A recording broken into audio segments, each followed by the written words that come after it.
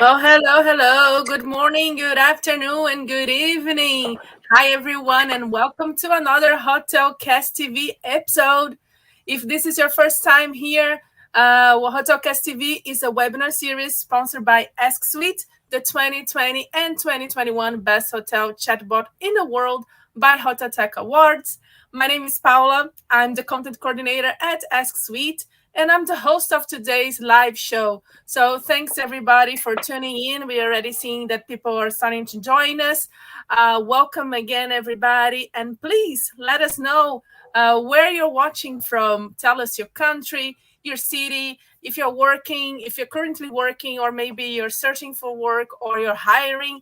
Let us know who you are. We love the interaction. And hello, Juliana. She's fast. Hi, Juliana.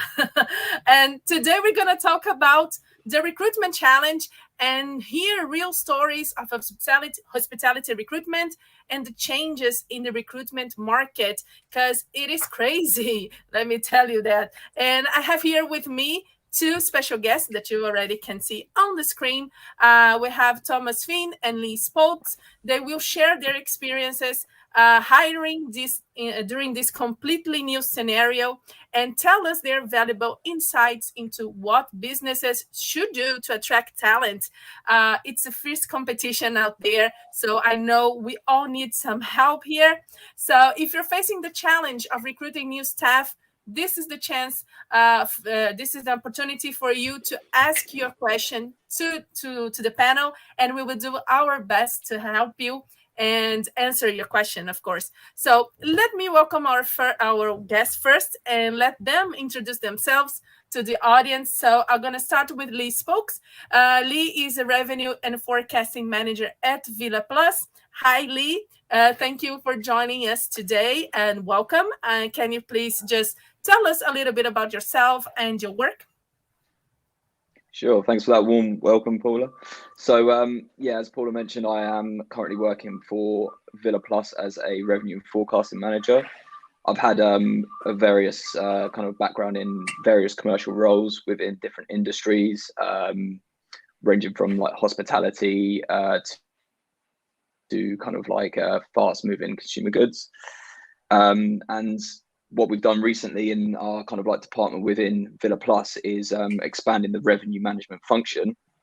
And what I'll talk about later on is how we recruited for the new role, which was a brand new role created within the revenue management function as it's growing. So it was quite an exciting opportunity that we were really kind of like eager to get the right person in. And I'll talk about how we kind of like went about that and the kind of like challenges we faced. That's pretty exciting. They can hardly wait to hear from you. And I also have here with me Thomas Finn, managing director of Edwards and Finn. And Tom is no stranger to us. This is actually Tom's second time with Ask Suite, and a second time I get to talk with Tom. He was a brilliant guest on our HotelCast podcast. He was on episode number 16, How to Attract Talent in the Hospitality Industry. And I highly recommend listening to his episode on Spotify. In case you don't know, we also have a podcast. So it's pretty easy. Just go on Spotify and type HotelCast. We will find us and Tom. So welcome, Tom. Nice to have you here. Nice to have you as a guest again. First time in the webinar.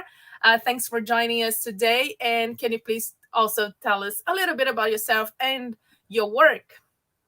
Yeah, of course. Well, again, thanks very much for having me again, Paula. It's lovely to be back with you.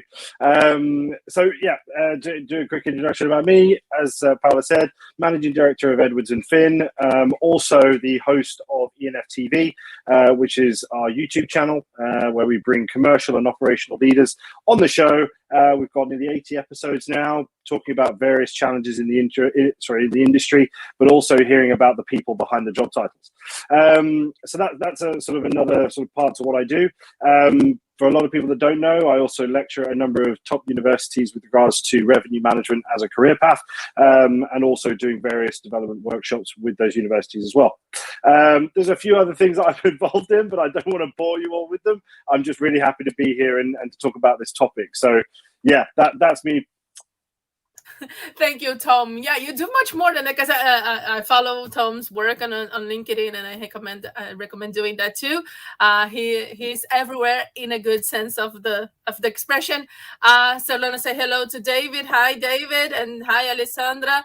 Let us know where you're watching this. If you have any questions about the recruitment challenge, the recruitment process, this is the opportunity. So, okay, guys, I'm gonna start by reading a statement that impresses me quite a lot, to be honest. So I'm going to read it for you. And it says, in September 2021, which is like yesterday, the commerceclub.org's survey revealed that 94.5% of surveyed hotels worldwide are struggling with staffing. That really impresses me because it's almost like 100%. So what is going on, and why? How did you get here? And what was it? Something, this crisis was something that we should have anticipated somehow? What's your opinion about what is going on, basically? So I'm gonna start with you, Tom. Sure. Okay. There was a number of questions in there. I suppose what's going on with the recruitment sort of right now, I guess. So to give everybody an idea of where things sit from my perspective, anyway. I've said this on a number of occasions, but it's very much the Wild West out there at the moment. Very unpredictable, incredibly turbulent, but very positive in a lot of ways. There are a lot of very difficult times going on and ahead for the operational side of things within hospitality, especially within the sort of client-facing side of things, and also sort of, as we all know, housekeeping and so on. It's incredibly difficult to find talent. That being compounded with the fact of not only COVID, but also Brexit within the UK anyway, it's just a very difficult time. Now, I want to obviously just get to that point that you said about what was it? Should we have known, or what was that? What was the last question? Yeah. Should we? Was it a way to anticipate that, or should we have known that it was coming our way somehow? So, again, this is a conversation that I've had with many industry leaders. In terms of that, in revenue management, we look at forecasting. So, in my opinion, that should have been forecast. That should have been seen. If I'm honest with you, I think there's a lot of operational and commercial leaders alike, unfortunately, that I think buried their heads in the sand or focused on the here and now, which was, of course, the problem with closing properties, unfortunately making redundancies. These are all things that the here and now they were having to deal with. They almost didn't have time to focus on what was going to come afterwards, which is the situation that we're now in. Don't get me wrong, we are still very much feeling the effects of COVID, but we're certainly from a recruitment perspective, we're certainly seeing an incredible amount of activity. Now, from a hospitality sort of hotelier perspective, again, I do believe that there should have been more focus on this. What could have been done is a very good question. But I do think support from the government, I do believe it took a collective, or it needs to take a collective approach with regards to the challenges that we're going to be facing. No one can deal with it on their own. I do believe it's going to take a number of industry people to come together and find solutions, because it's too much of a big issue and we're all feeling it. That's the big thing right now, is we're all in the same boat. I say we, all these operational commercial leaders are all in the same boat. There are no different stories here. So that's one thing I would say. There was a number of questions there. I hope I answered sort of quite a few of them. But with regards to the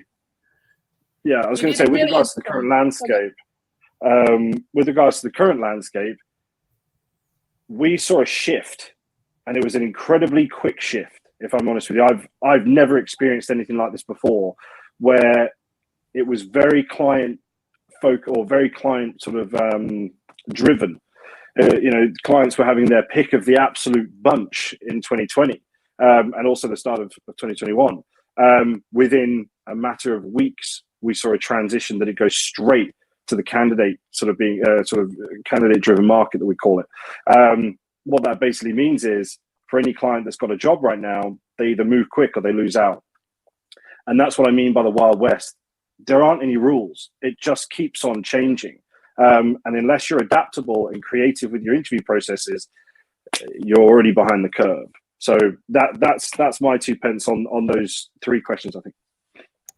Yeah, because I'm making it very easy for you. I'm saying like 2-3 questions at the same time. So sorry for that. No, it's fine. I was just trying to keep up. Lee, what is your opinion about?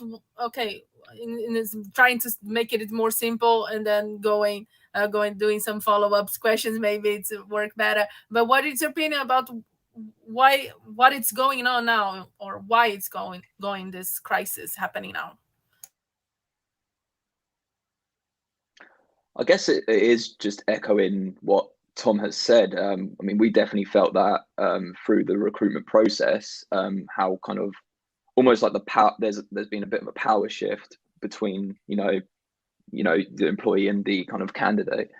But I guess, again, echoing what Tom has said about forecasting, being a forecaster myself, it's almost like you need to kind of deal with the here and now, but have an eye on the future and kind of gear up for that, because throughout the pandemic and COVID and everything, it has changed the whole landscape of how people view kind of like their lives, I guess. And there's a lot more kind of focus, it seems, on that work-life balance, work culture, all of those kind of like elements, which seems to have jumped up rather than kind of here's a big salary or kind of, here's what you'll be doing. There's a lot more kind of people, it seems, that want that kind of balance and culture where they enjoy where they work rather than, and they can see themselves kind of growing within it.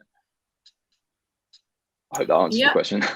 Yeah, no, you did. And when I talk about, just to follow up on this, and the second question, I think it was, Tom, should we known that it was going to happen? And I was thinking about, actually, because the hospitality industry or hotel industry, for years and years since I was working, that is like, what, 7 years ago, it was already, everybody knew already that have high turnover, right? Like, people didn't stay long. So yeah, for me, if you can retain, of course this would happen. Of course, I understand that now was completely maximize the problem, and especially when you talk about the UK, like you said, Tom, you have the Brexit and you have all these other factors as well. Yeah. But when I see that maybe we should have been better prepared, it's because I always think about, okay, it's turnover, it was already an issue, so recruitment would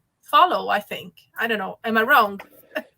No, you're not wrong. It's one of these things where, again, I just think everybody was hit so incredibly hard and so incredibly quickly by what COVID brought. Nobody had time to even have the inclination to look to see what was going to happen, in 2 weeks, because right here and now is bad enough. There was a lot of clients, of course, that were making redundancies that they never wanted to make. I've said this on a number of occasions, that with regards to recruitment in terms of Edwards and Finn practices, we've not sent a business development email in 18 months. We've not sent one, simply because, from a sensitivity perspective, if I'm contacting a client saying, "Hi, I've got this CV, I thought they might be good for you," or "Hi, have you got any jobs coming up?" They're going to turn around and say, "Are you not in touch with the industry at all, or are you just completely unsympathetic to what's going on?" And they were dealing with the here and now. They were having to. Well, I was about to say forecast. I mean, how many forecasts were people doing in a day? Let's be honest. And none of them were ever going to sort of be what they'd hoped. I think it was more just the finance guys needed to tell the revenue guys, "Look, you need to put this on your forecast," and then they just did it. It became that sort of situation. So I think with regards to the recruitment or the way it was being done, or whether they were even looking at sort of the back end of this in terms of Brexit and everything else, I just don't think that was at the top of their priority list. And that's just from experience from talking to industry leaders, they were just sort of so focused on the here and now that back end part, just we have to deal with it when it comes. And unfortunately, it's now here, and it's not an easy fix. And that's why I say, though, this isn't for one industry leader to deal with on their own with their own HR team. This is where I do believe that collective approach of we need to come together. Now, we've got some amazing spokesmen and spokeswomen within our industry trying to communicate that message. But I do believe that the only way we're going to get through it effectively with a solid response is to come together and find that solution. What that looks like, I don't know right now. I know I'm dealing with a few people to try and figure out solutions, but it's unfortunately a longer road than I think any of us really want it to be. Yeah, and I agree with you. And it's not. It got to the point that it's not just one person's problem. You have to be a really a global almost effort to. Now that it's so bad, it is really bad. Yeah, it is a critical situation. And well, just say here. So go, Tom. No, I was just going to say, Adele has written something. Yeah, I completely agree with the final part of what she said. We need to collaborate to solve problems. Could not agree more. I think that is collaboration is going to be the key to getting out of this. I really believe that. Yeah, me too. I'm with you. Claudio's also saying here, just saying hello to us. Thank you, Claudio, for tuning in, and thank you. He's saying thank you all for bringing that to the table. Thank you. And Adele is having a follow-up here question. Hello, Adele. So nice to have you here. Adele is a really nice person, extremely top of the class professional. So hi, Adele. What is killing the joy of your guests is simultaneously killing the joy of your team members. Yeah. And this connection, I think not everybody can connect the dots, I think. No. Do you know what? It was interesting. So just a quick aside, because it actually relates exactly to what Adele was saying. So anybody that knows what I do, I specialize in revenue management recruitment. I've never sort of said anything different. So with regards to the operational side of things, I only know from what I've seen. So I started doing a series which was called the People on Property series, where we were actually going to hotels all over the UK and filming sort of people getting back to doing what they do best. And part of that was talking to people at the front desk, talking to housekeepers, talking to bar staff, and hearing their stories and how they've dealt with the sort of course of time where they weren't working for 12 months, or they did come back, but when they did, they came back to an incredibly stressful environment because, of course, they were understaffed, they were on skeletonized staff in a lot of places or on rotation. It was exhausting. And yet the camaraderie that you saw, the real family feel where, you know, it's all hands on deck. That is one of the things that I've come to realize, is that you do not get like that unless you're on property. That camaraderie, that team spirit is second to none within a property, no matter where it is. When it's all hands on deck, it's all hands on deck. And that was something I came to realize and massively respect. Yeah, thank you, Tom, for sharing your experience. Just continue here, just reading Adele's. The conflicts are so crushing, and people are happy when they're feeling successful at making guests happy. Yes, that's for sure. Going back a little bit to the recruitment challenge, I just want to go to Lee now. And Lee, I heard that you hire new staff. You want to one of the successful stories. So I heard you hired new staff recently. So what can you tell us about the process of hiring now? Any particular challenge that you face that you think it would be nice to share with us? Yeah, sure. So we actually used Tom as our recruitment specialist for finding the person, and it was, I think fair to say it got off to a bit of a slow burner, where kind of like we reached out, you know, like I mentioned, this was a brand new role that got created, so it was a really exciting opportunity.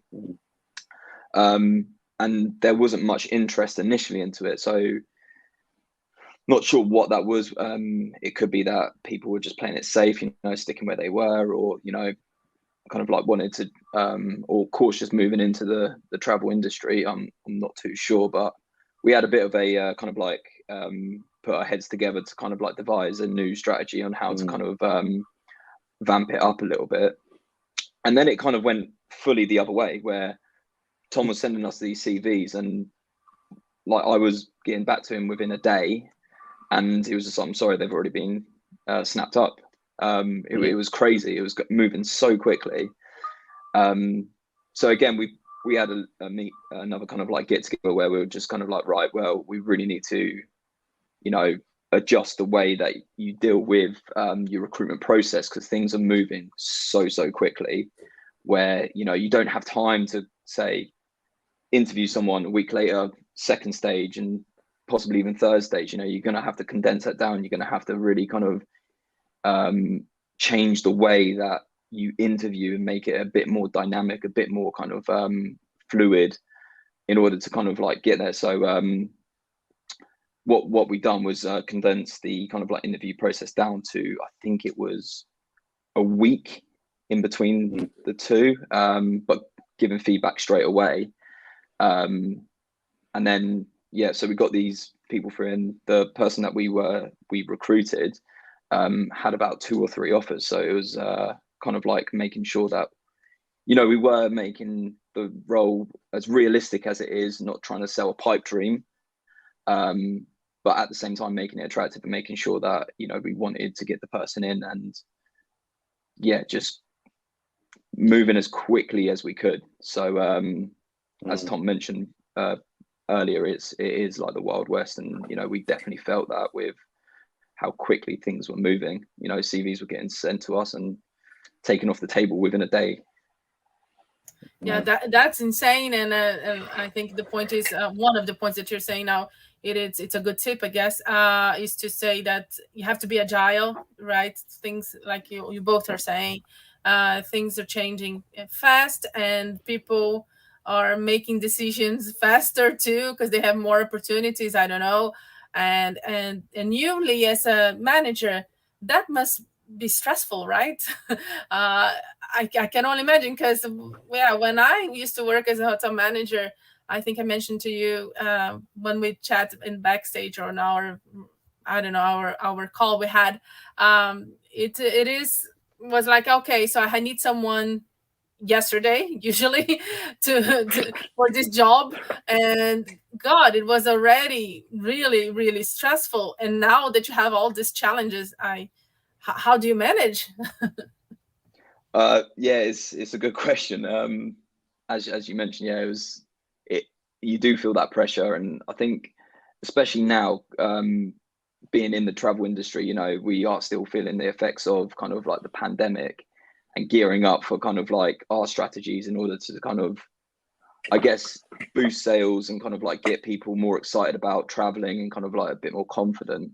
So we're really busy behind the scenes, and then it was like trying to slot in interviews here and there, and it was just kind of like, right, well, if you don't move quickly, they're going to be snapped up, and there's another one lost, and, you know, then you repeat the process again and again and again. So I think it was if you find the right person, I don't think there's any point of dragging your heels about it. Just kind of get them in as quickly as possible. You know, if you like someone and they fit the bill, why wait a week or two for a second stage, and so on and so forth? You know, like you said, Paula, is being agile, maybe creating a more dynamic interview process where you kind of can condense a first and second stage together. How that is for us, I used kind of like a bit of an assessment. It wasn't a marked assessment. It was more of kind of understanding how people think, and, you know, their thought process behind certain elements, you know, like pricing decisions and stuff like that. And I think that really helped me to understand who was right, and wrong for the role. Because you know, a lot of focus has been on experience, and experience can be taught, whereas kind of like I think people's determination and kind of like work ethic, that's something I think is built within you. So if you can kind of see that within someone, I think that's kind of like, you know, what you should go for. I'm not saying experience is kind of like outdated, because there are roles that experience is needed. This was a fairly junior role, so you know, we just needed someone in that was going to be able to kind of like join us in the trenches and kind of like really dig in the hills and kind of like get on with it. Yeah, I totally agree. Especially if you're talking about junior position, as you was mentioning.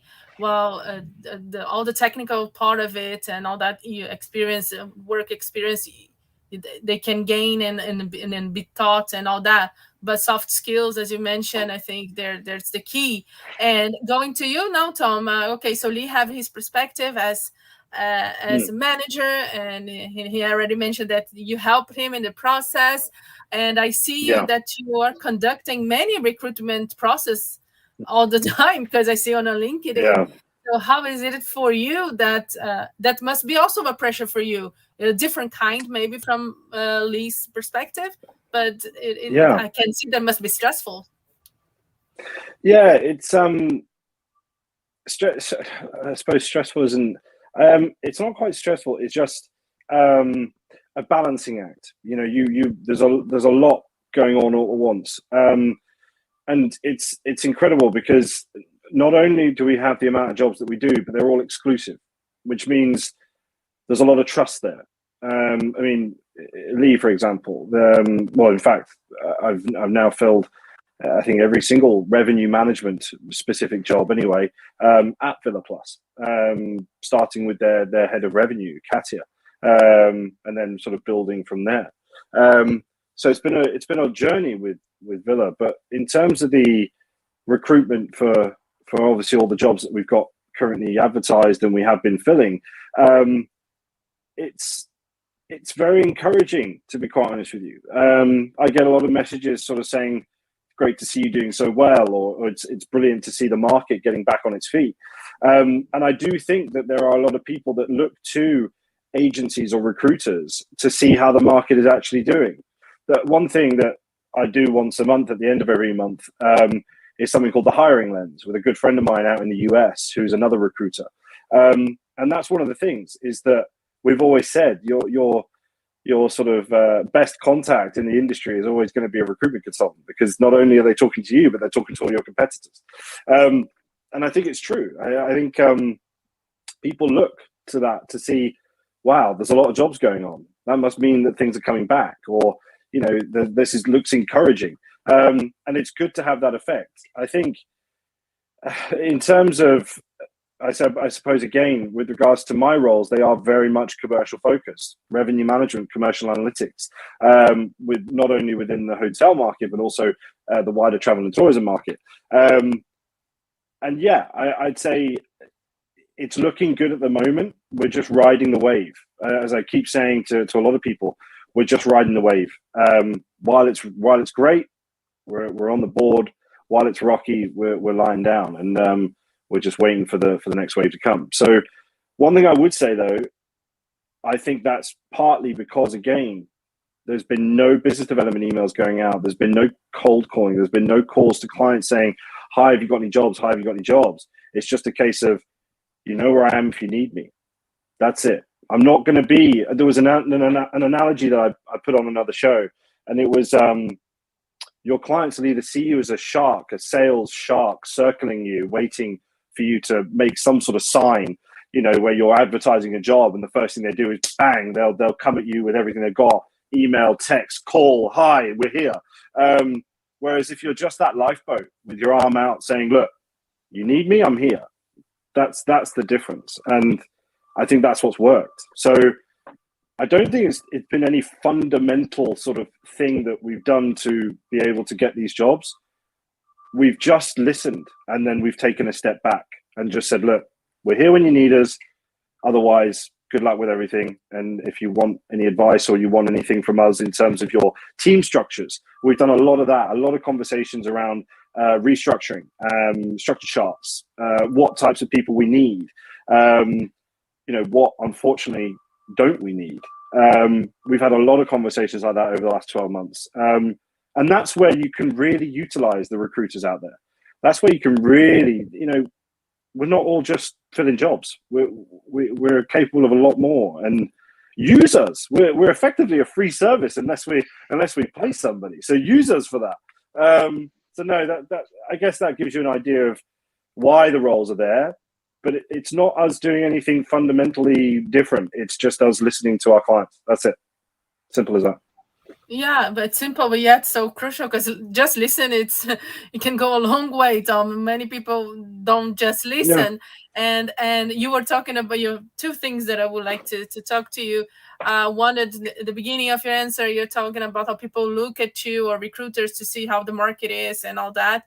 Yeah. And it reminds me a little bit, because I don't know, I'm scared to fly, and reminds me a little bit of flight attendants, that you look at it to see how it is.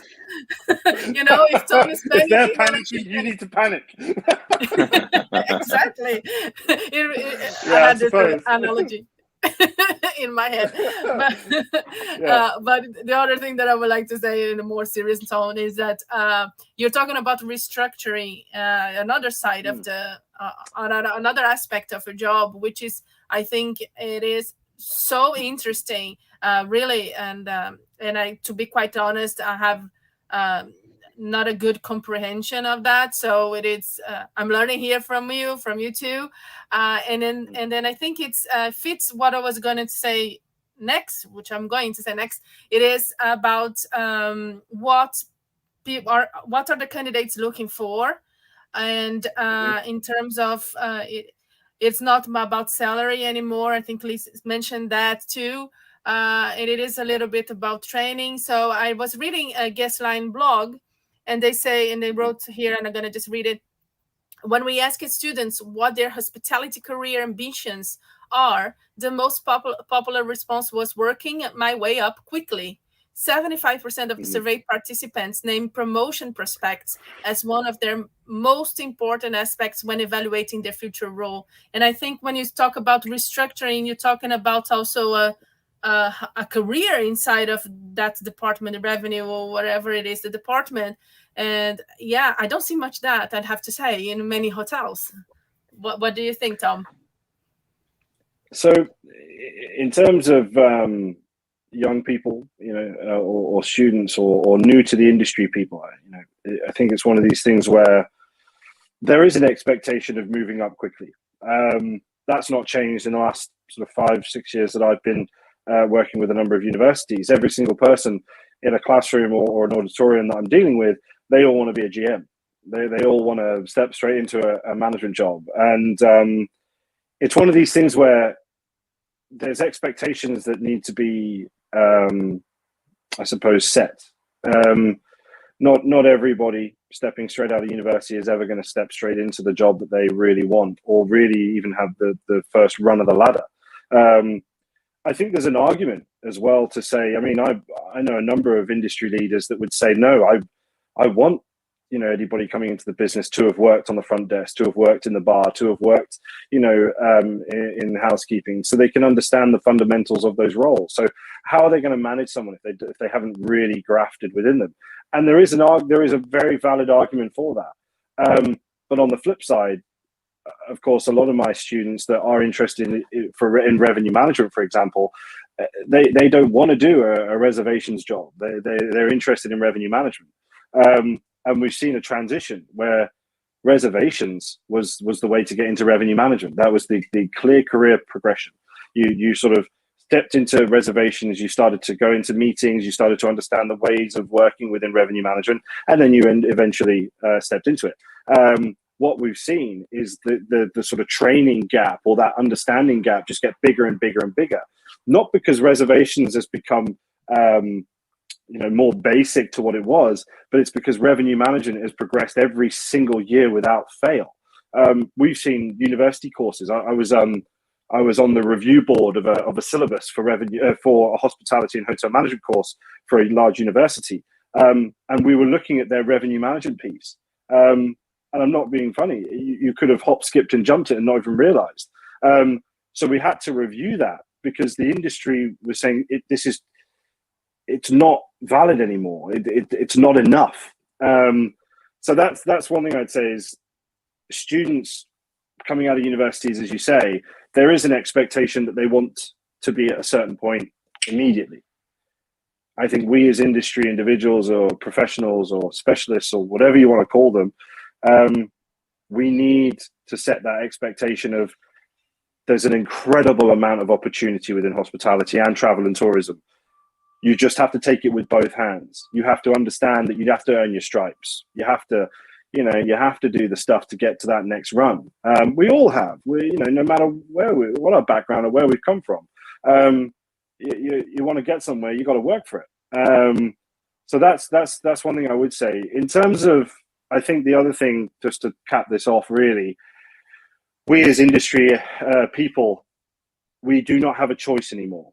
If we're complaining about talent, and I said this on a live show in London a couple of weeks ago, and I said it very openly, and I'll say it almost word for word here today, is that if you are an industry professional and you're complaining about talent and you're not getting off your ass to go into universities, to schools, to institutes, to colleges, if you're not doing that, no one else is going to do it for you.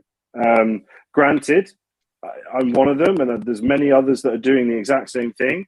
We are going to these universities. We are raising awareness. We're telling people it's not all bad pay, long hours, unsociable. It's an opportunity to be able to have a very low barrier to entry, with opportunities that widely vary across all forms in terms of customer facing or back office commercial roles. There's a wealth of knowledge that you can also take advantage of from day dot. So that's one thing I'd say. Anybody that's listening to this or tuning in and they don't like the sound of getting off your ass and going to talk to people, I apologize if I've offended you, but you don't have a choice. If there are people out there doing it and you're thinking maybe I should, just do it. Contact the schools you're at, contact the universities you're at, whatever it needs to be, but get out there and start talking to people and raising awareness of the industry, because no one else is doing it for us. That's my 2 pence on that. I love your honesty, Thomas, and that's why I like hearing Always. you all the time. Always, yeah, you're the real deal. I think but that's important that we have to be able. We should be honest what's going on. Yeah. And Lee, we're talking about young generation here that I bring up the survey. But if you had an experience with candidates, right? You're recruiting and you're having candidates. What did you notice that they were looking for in terms of was it salary, was it this opportunity of developing, what was the thing that you hear the most that you thought that they are looking for that?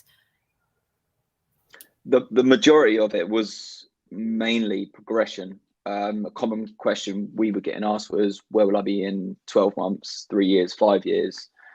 And like Tom said, you can't really skip, to the end. There's a path and there's stepping stones that you need to take in order to get there.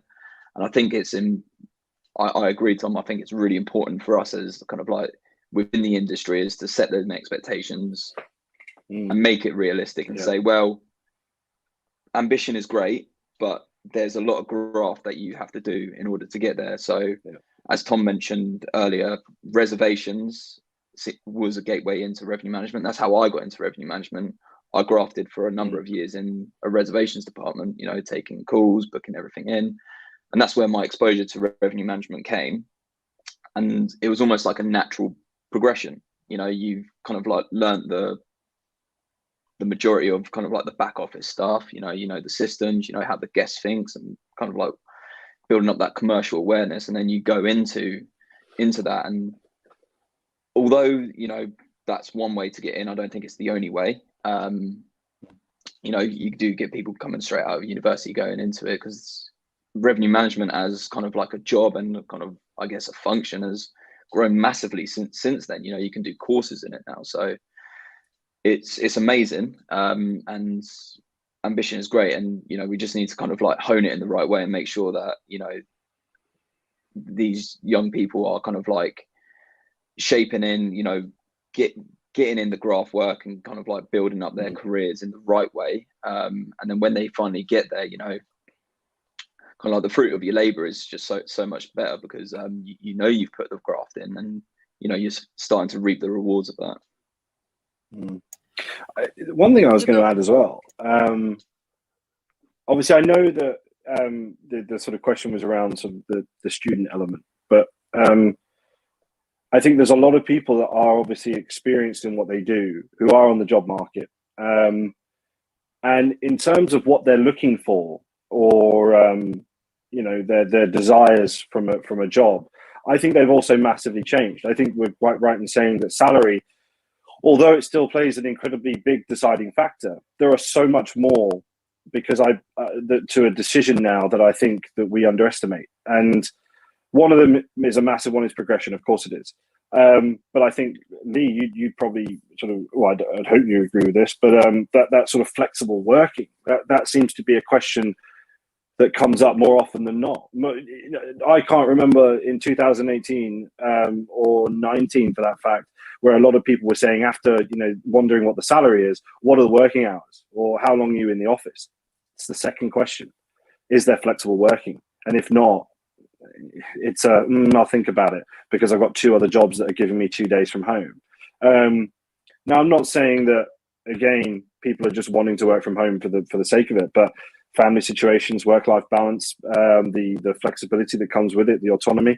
I think it's a case of understanding the individual that you're interviewing, and really get to grips with your market and what's happening. Because although salary is a big deal, I've not been encouraging my clients to continuously sort of barter and continue to go up and up and up, because there's a point where does it end?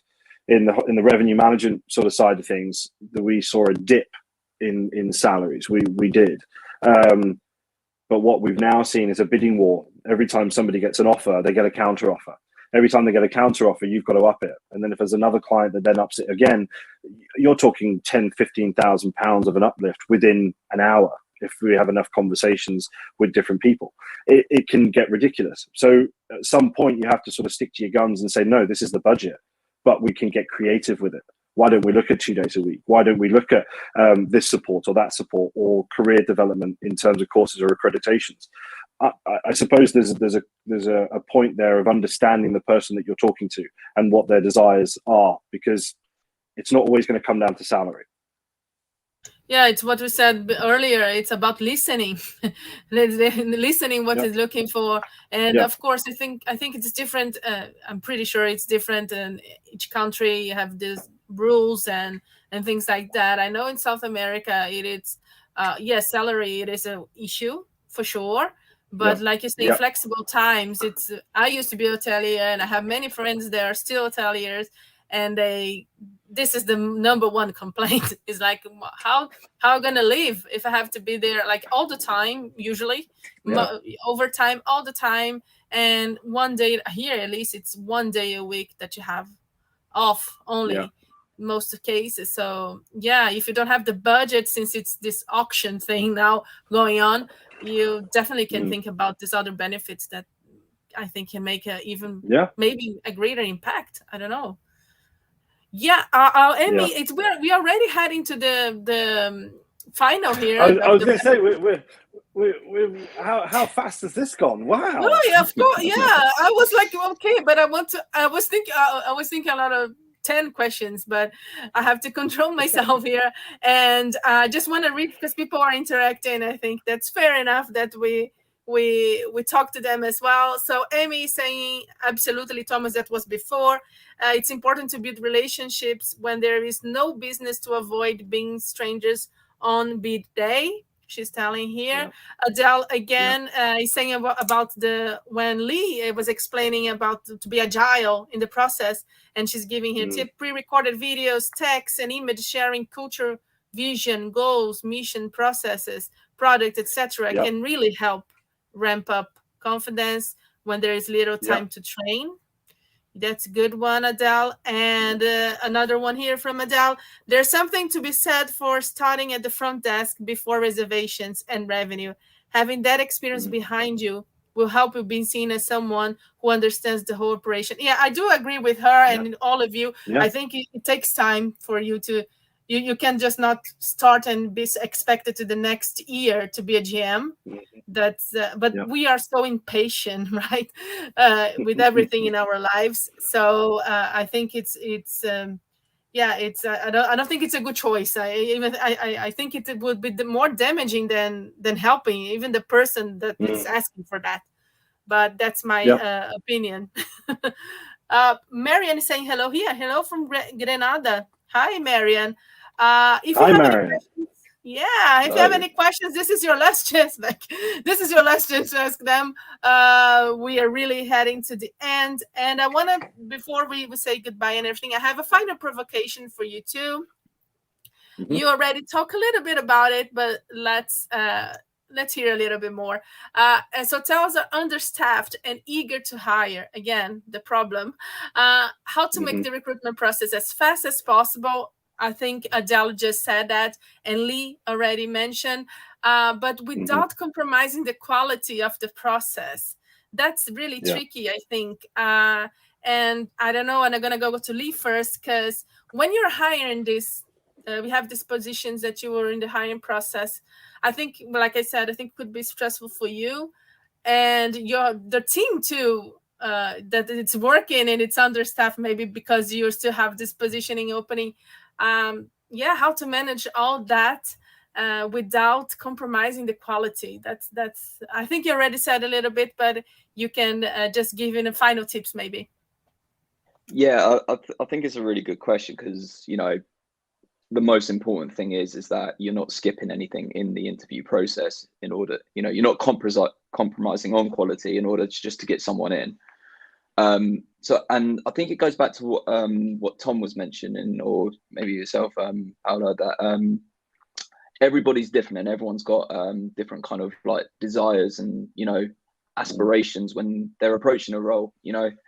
They kind of see the job description, in my opinion, as a benchmark of what they'll be doing, but the culture and all of that is different. So I think it's being adaptable in the situation, kind of like understanding the client and that. And I think this is where I was really leaning on Tom speaking to the clients, because before every interview he was kind of like giving me a bit of like an overview of the kind of candidate, saying this is what they're kind of like asking questions about, this is where they want to be, all of that kind of stuff. So you can kind of gear yourself up ready for that, for the interview, and change, tweak. You might have like a skeleton, let's say, but you can tweak it a little bit here and there to kind of,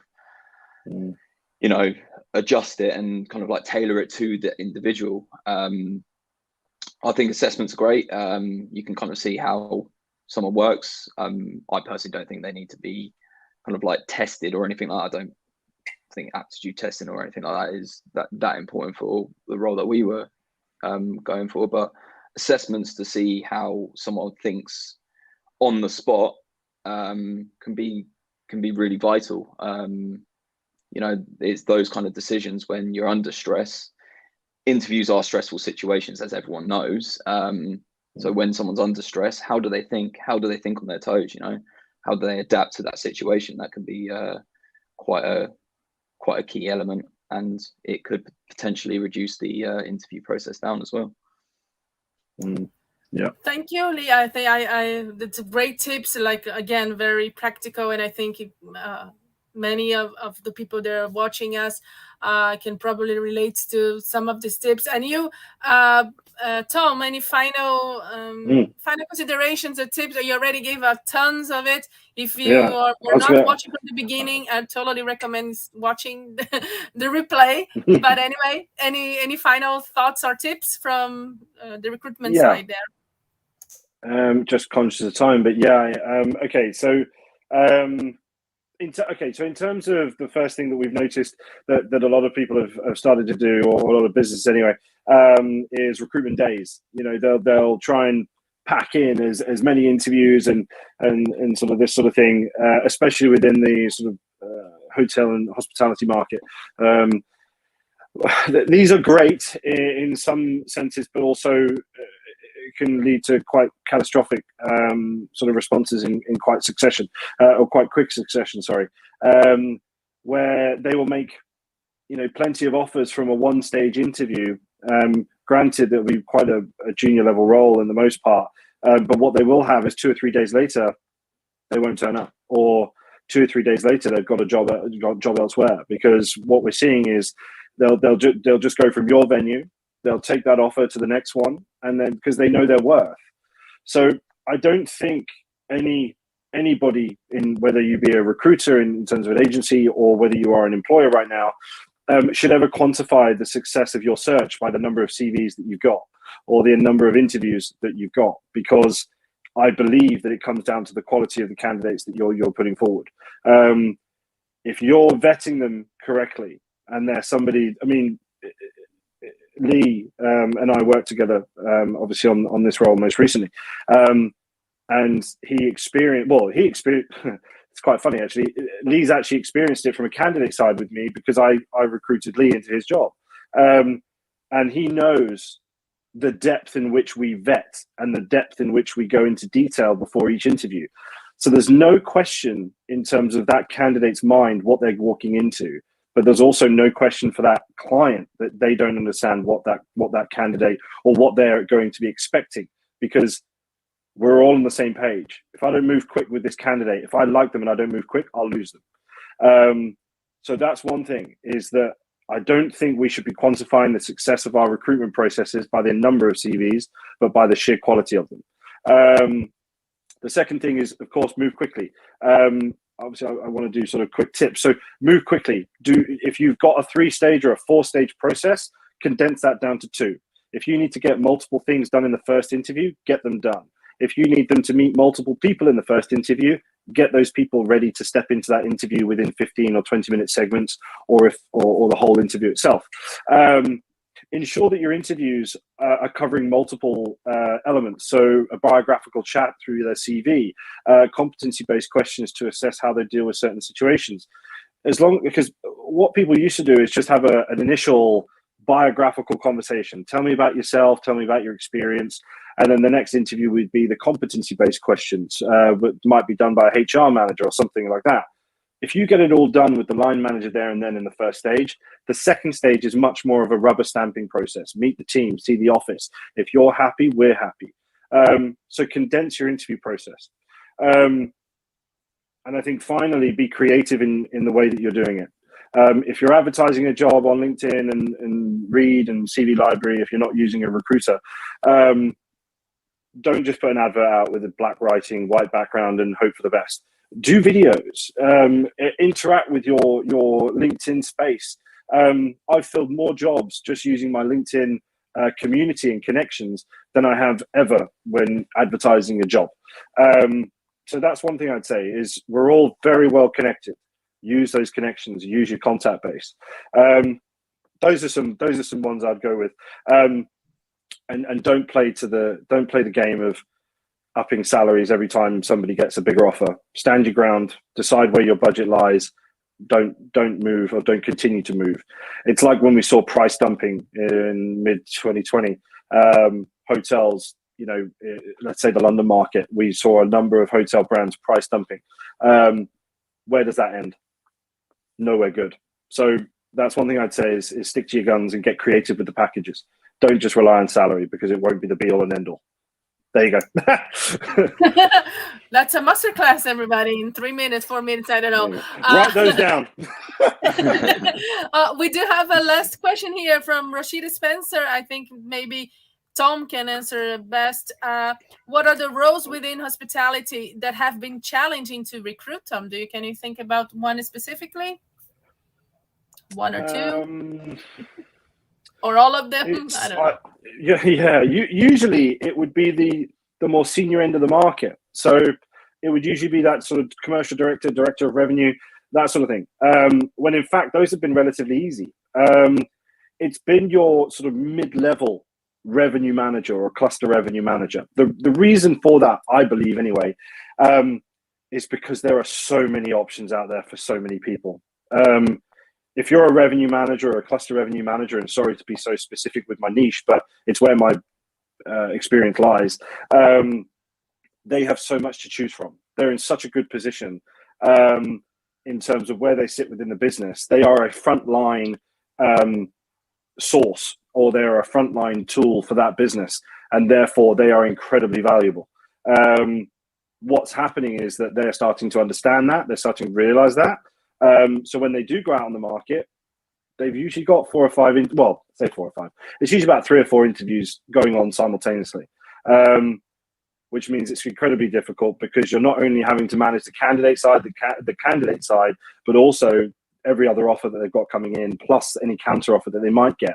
So the difficulty isn't finding the people, it's also not placing the people, well, getting the offers on the table, it's actually getting them across the line. But I think that all comes down to, and Lee knows this, honesty, transparency from the very start, and communication throughout. As long as you've got those in place, you're usually in a strong position. It's when things get a bit wishy-washy and, you know, answers are not defined or specific, it can get quite difficult. But those are the ones, the mid-level jobs are the more difficult ones. All right. Well, thank you. That's a wrap, unfortunately for me, because I was enjoying it, and I hope you all were enjoying too. That's it for today, everybody. And I want to first thank everyone that is watching the webinar. I hope you enjoyed as much as I did. I want to thank the guests, of course. Thank you, Lee, for being here today and for sharing your experience. It is much valuable, and I think we all learn a lot.